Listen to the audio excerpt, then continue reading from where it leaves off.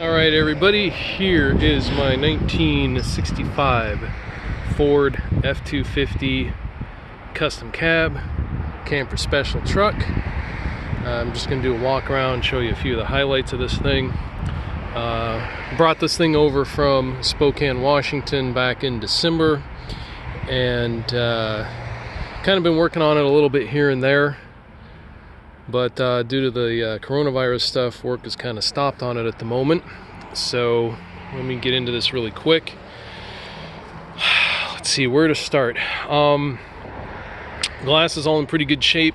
You've got a couple of what we call out west bullet holes, but overall it's in good shape. Now, this is a rare truck just because it's a custom cab and a camper special and an F250. So what that means with the custom cab, you've got a lot of extra trim and chrome pieces that you don't have on the standard truck, like my standard F100 over there, which is really plain Jane. I do not have the chrome trim for the bed,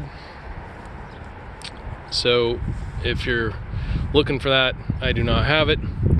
This has the 352 engine with an automatic transmission.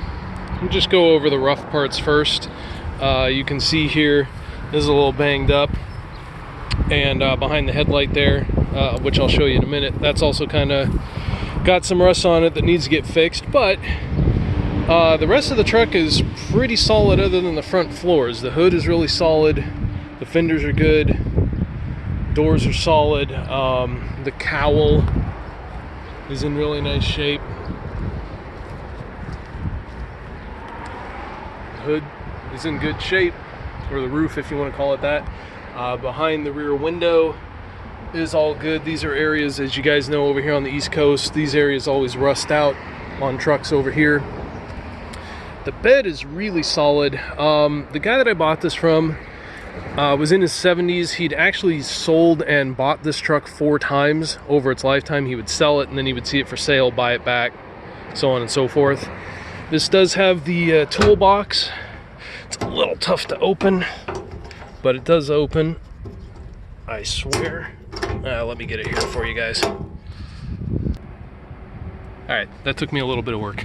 But the toolbox is here, and you can see it's not all rotted out or anything like most of the toolboxes are. I've only had a couple trucks with these toolboxes, and they're always completely destroyed. So it's nice that this one is not. Let me close this back up. Alright, and moving on. Like I said, the bed is very solid. You got a bunch of extra rims and tires here. These are actually door panel parts. I took those off because I had to take the side mirrors off because these were fixed side mirrors. I couldn't get them in my garage, but I do have them. Tailgate's in good shape. You got a bit of surface rust here, nothing crazy. I don't have a bumper for this. It is long gone. Dual exhaust, 3.73 gears, if I'm remembering correct. Actually, I take that back. I'm sorry. This has 411 gears, but you can see the bed's in really nice shape. The exhaust isn't, but I've got some parts for that as well. You got manual steering, manual brakes.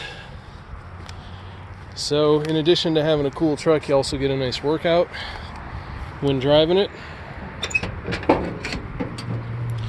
Interior. All right, you can see the rockers are in good shape. Doors are in good shape. Again, I had these panels off to take the side mirrors off. Side glass is in good shape. The seat's all right. I mean, this was obviously not the original seat pattern or anything. I don't know where this came from.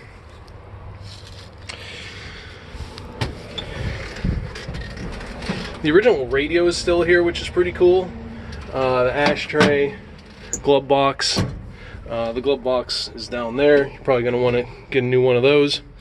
There is no headliner, which is why my voice is echoing so much in here. The cover for the speaker is here as well. And this is the upgraded dash that you would get in the custom cab, as opposed to just one single gauge here in the middle on the standard cabs. Fire this little guy up. I've actually tuned this up quite a bit. Coil, distributor cap and rotor, spark plug wires, starter relay. If you've watched any of my other videos, you know one thing about me, I like my trucks to start up. And this guy fires right up.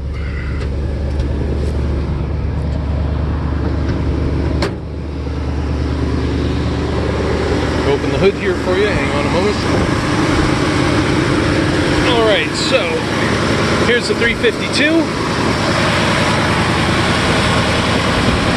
Got a Edelbrock 4-barrel under there. As I said, manual brakes, no power steering. New starter, new battery. Firewall is nice and solid. The hood, as you can see, is really solid.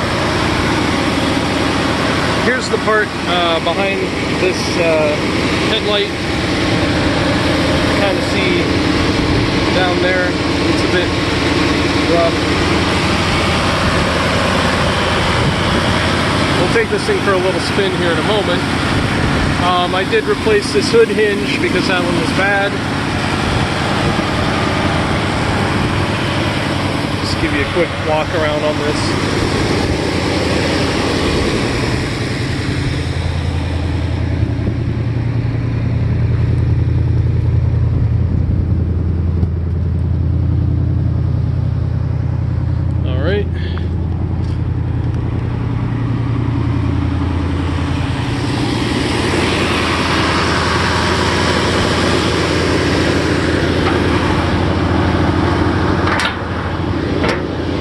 I do have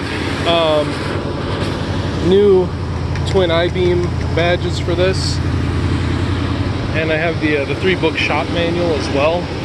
Kind of a nice thing to have. Oh, so the floors are the worst thing on this. They were not professionally patched, obviously. So as I get down under here, you'll see you're going to want to redo those.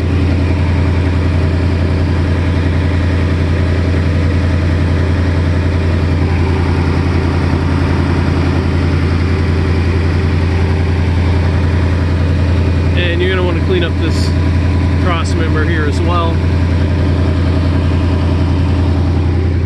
There's also a very slow transmission leak at the front main seal. Just trying to be completely open on the truck. Yeah, I know you guys love my shifter, right?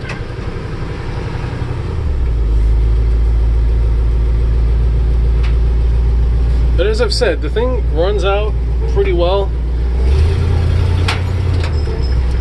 You know, I mean, you get a good workout with it, as I said, with the no power steering and power brakes.